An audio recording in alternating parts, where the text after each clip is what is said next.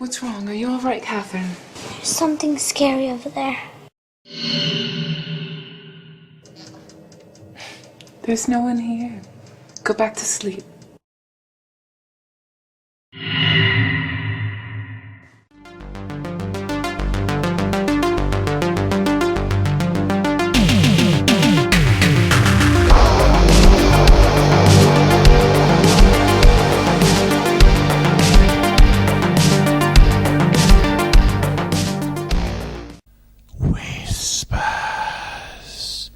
You probably only got that joke if you were from the UK. But what we're actually talking about is the horror film Whispers by writer-director Tammy Sutton. This is an English movie filmed in Devon, and it's a kind of classic Gothic-style haunted house film.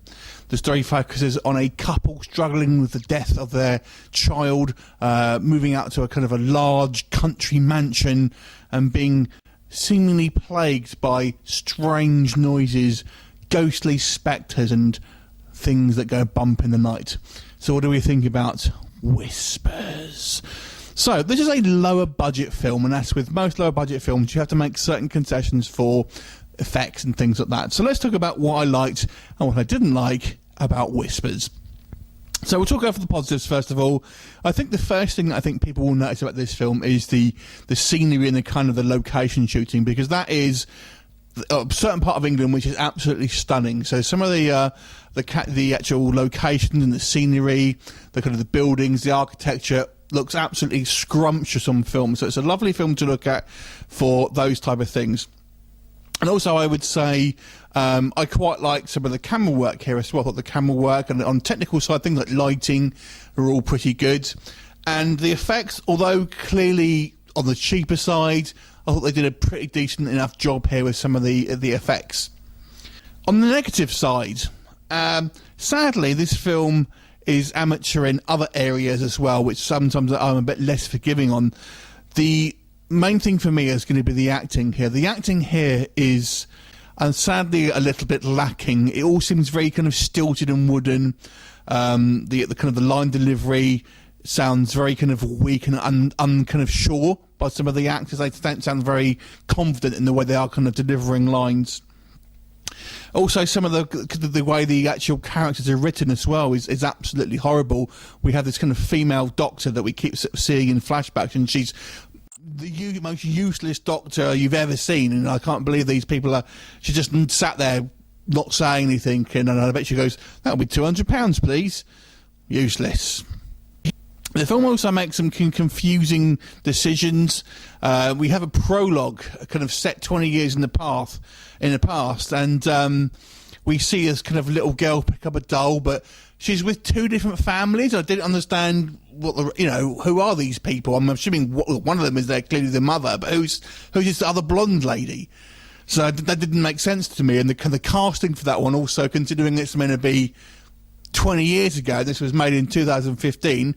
The casting of the mother, I feel, was not representative of that time. You'll know what I mean if you see it.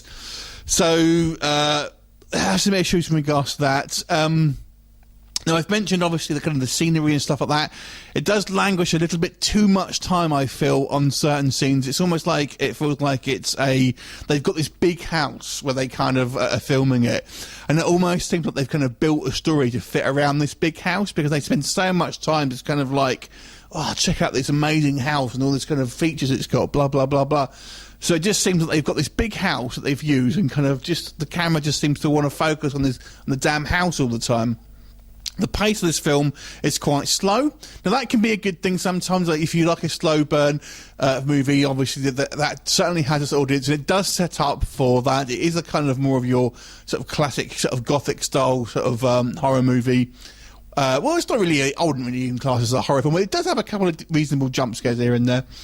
But nonetheless, it has this kind of like a slower pace to it.